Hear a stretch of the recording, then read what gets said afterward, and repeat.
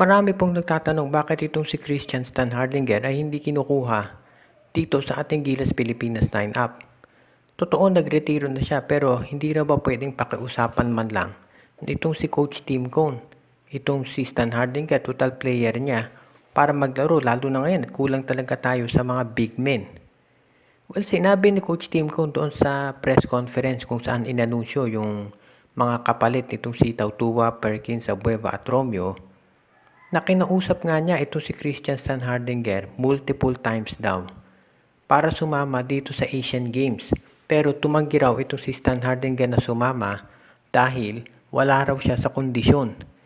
Itong si Christian Stan Hardinger kasi galing sa isang bakasyon at hindi nga siya naglaro doon sa PBA on tour dahil syempre hindi naman inaasahan ni Stan Hardinger na mapapasama siya dito sa Gilas dahil nga inanunsyo na niya yung pagretiro niya matagal na.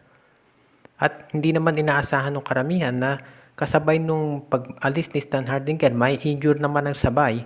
Itong si Brandon Rosser, pati na itong si Poy Eram. So itong si Stan Hardinger, kumbaga hindi na nag-prepare para sa Gilas dahil nga nagretiro na siya at hindi naman niya inaasahan na siya ay kukunin pa. Pero ganito nga nangyari, so understandable naman kung bakit itong si Christian Stan Hardinger ay hindi naglalaro o hindi sasama dito sa Gilas Pilipinas. Kasi kung wala nga naman siya sa kondisyon at pipiliting maglaro, baka mapasama pa yan, hindi siya makatulong sa lineup o di kaya baka ma-injure naman. So tama rin yung desisyon ni Christian at tama rin yung desisyon ni Coach Tim na huwag na siyang kunin. Totoo nga ba na hindi masaya itong SMC dito sa SBP at kay Coach Chot Reyes ngayon? Dahil dito sa nangyari, dito sa alam na natin pag-reject ng China, dito kay Abueva, kay Perkins, kay Romeo, at pati na dito kay Mo Tautua. Mukhang ang hindi gusto nitong SMC ay yung 60-man player pool na sinabmit itong si Coach Chot Reyes ay mga players doon ay kumbagay karamihan naman ay hindi talaga available dito sa Asian Games.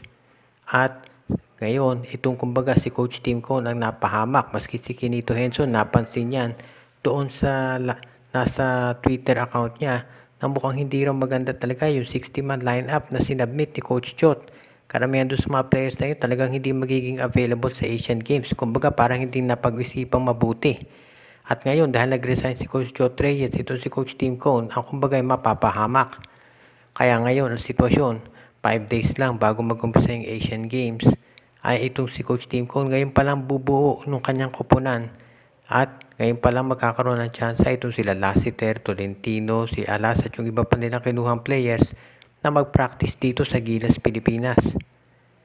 So kumbaga, ito yung sinasabi ni dating PBA Commissioner Noli Ayala na kulang na naman sa preparasyon ng Gilas, hindi nag-uusap-usap yung mga opisyalis natin at pagkatapos kapag naging masama ang performance ay magsisisihan at magtatanungan kung bakit gano'n ang nangyari.